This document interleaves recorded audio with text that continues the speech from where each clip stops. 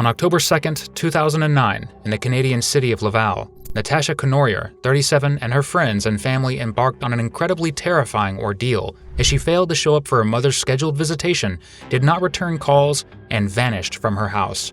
Her disappearance raised unsettling questions, which prompted a tenacious search for answers that finally revealed a terrifying story of kidnapping and brutality. Natasha's family were more worried about that fateful October 2nd when they were unable to find her. Since Natasha had not been in contact for so long, her family decided to act right away. After they submitted a missing persons report at 5 p.m., the investigation got underway.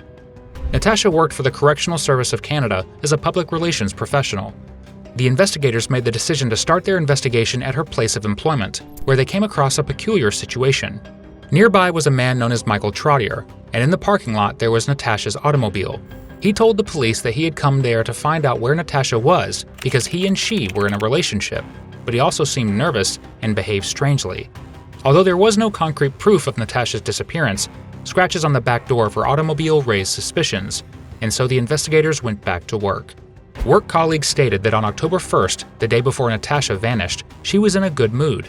She had behaved in a way that no one had found strange. Her co-workers characterized her as a friendly and open person, and she had no known issues with anyone. The idea that someone could have a vendetta against her was confusing. Police helicopters and dog teams were among the many resources brought in for the Natasha Cornoyer hunt. The area surrounding the parking lot was initially the focus, but it produced no noteworthy hints. Friends and family of Natasha began an intensive search and distribution campaign, handing out flyers featuring her picture in the hopes that someone may have seen her or knew where she was. The best chance to locate witnesses or evidence is in the initial hours following a person's disappearance. On the other hand, Natasha lost out on important times. It took the police 21 hours after she left her job to get the missing persons complaint. It took a lot of work on October 3rd, 4th, and 5th, and no leads materialized. The family of Natasha offered a reward of $10,000 for information leading to her whereabouts. There was a disturbing revelation as the investigation went on. October 6, 2009 saw the discovery of Natasha's remains in a vacant lot in the Pointe-aux-Trembles neighborhood, some 20 miles from her place of employment. Beside a dirt lane that went to the riverbed, she was lying. Shockwaves went through her town upon hearing the unexpected news.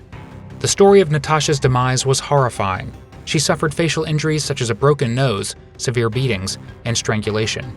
There were marks on her ankles and wrists where she had been restrained during the incident.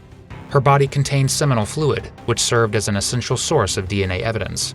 With the identification of the owner of a Ford Windstar minivan seen on camera next to Natasha's automobile on the day of her abduction, the inquiry took a dramatic turn.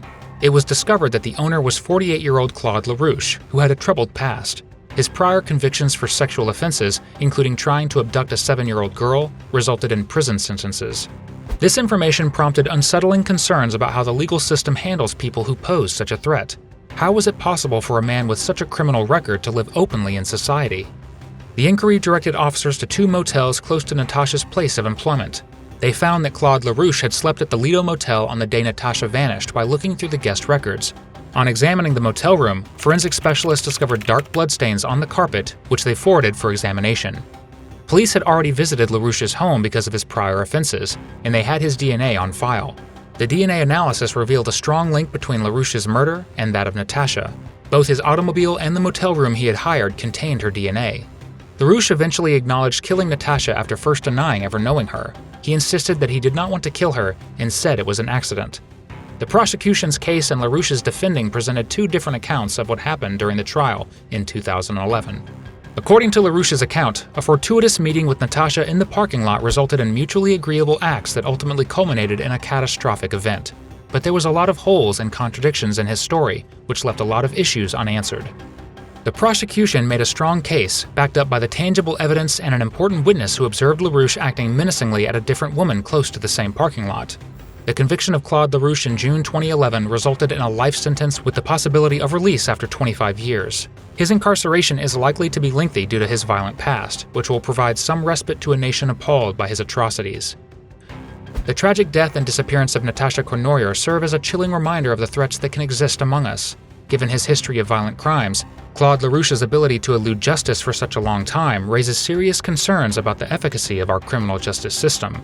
Although a man with a troubling past sadly ended Natasha's life, her story highlights the unshakable commitment of law enforcement and the never-ending quest for justice.